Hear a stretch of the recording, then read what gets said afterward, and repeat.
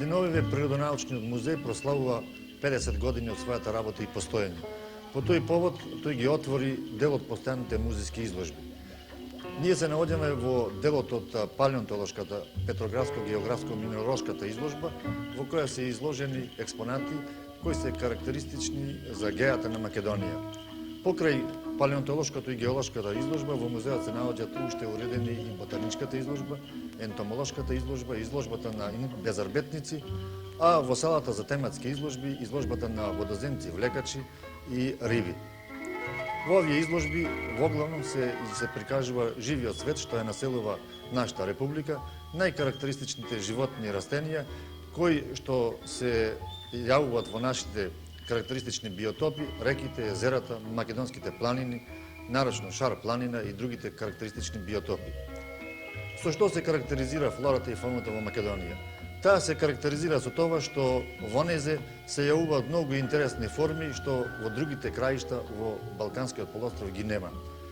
Типичен пример за тоа е Охридското езеро во кое живеат многу надалеку познати становници што во другите краишта ги нема, како што се Охридската пастрамка, сунџерите во Охридското езеро и многу други животни.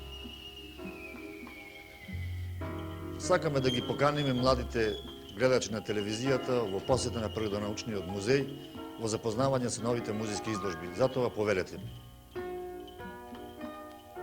Оваа кратка посета низ музејот не може да ви покаже се ни оддалеку. Ке се обидеме да доловиме само дел од ова огромно богатство што со години е собирано, научно изучувано, препарирано. Та сега од витрините ве подсетува на разновидноста од облици и бои што не обкружува. Ги видовте минералите, оттргнати од прегратките на земјата или од стисокот на карпите. Долго чекале човекот да ги открие, да ги ископа, проучи, обработи.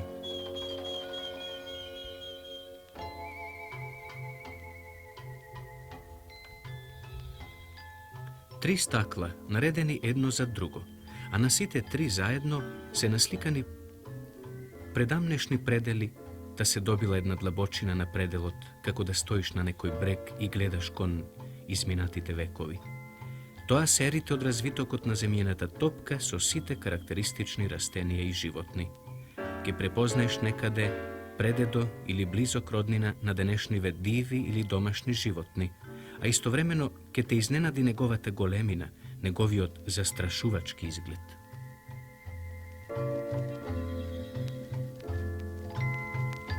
Во витрините на музеот се наоѓаат черепи, коски од нозете, заби ископани од земјата, незамисливо стари, некои по повеќе милиони години. Вештата рака на научникот сочувала се што можело да се сочува, и еве ги пред нас костурите на некои животни кои одамна исчезнале од лицето на земјата. Ова катче, зарем не е далечно и блиско ракување со човековата силна желба да откопа од заборавот што е можно повеќе, да разбере се за своите корени и за почетоците на планетата што ја населува.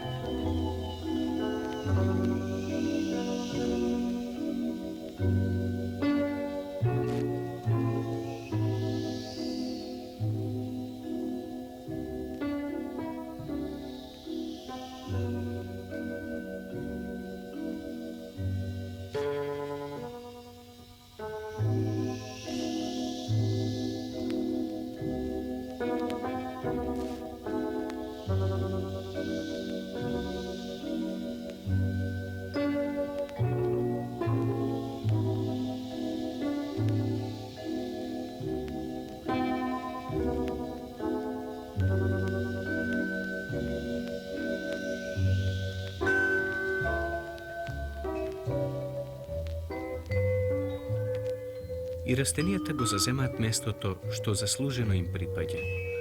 Во повеќе витрини е прикажан нивниот развиток, Од семка преку коренче, стебло, листови, се до плодот. Ако вашите училишни хербариуми се растителни збирки, тогаш музеот располага со илјадници такви збирки.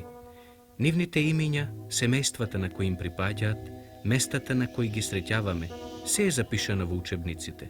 Ако ве интересира, прелистувајте, читајте.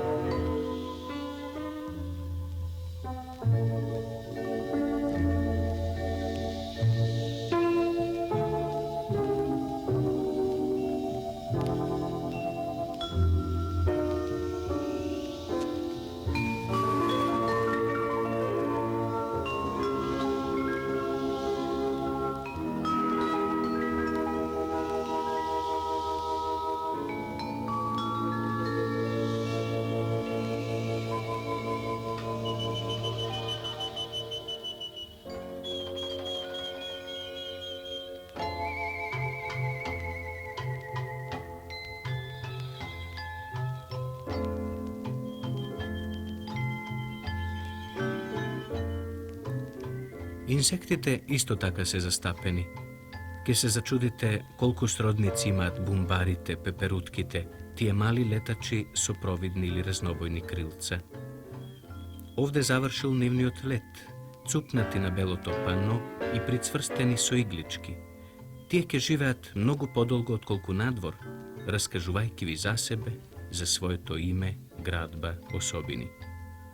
Полжавите влечковци со куќерка на грбот, раковите со симпатични штипки на нозете, ве повикуваат да застанете и пред нивната витрина да ги погледате.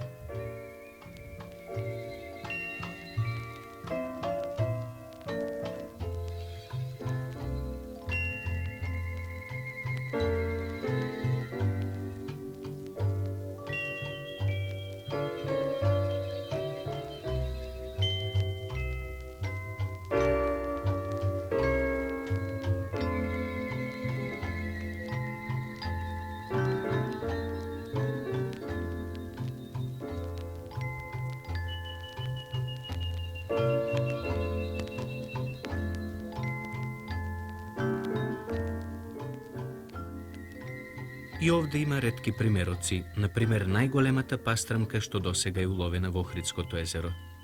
Жабите, зелен украс на барите и крај речните вирови. Желките кои живеат и по неколку стотици години. Гуштерите, ѓаволести немирковци, низ карпите и грмушките. Змиите, чиниш спремни за скок. Сите тие не подсетуваат за богатиот и разновиден живот на земјата. Природонаучниот музеј во Скопје има ширум отворени врати за сите што сакаат, растејки да учат и учејки да растат.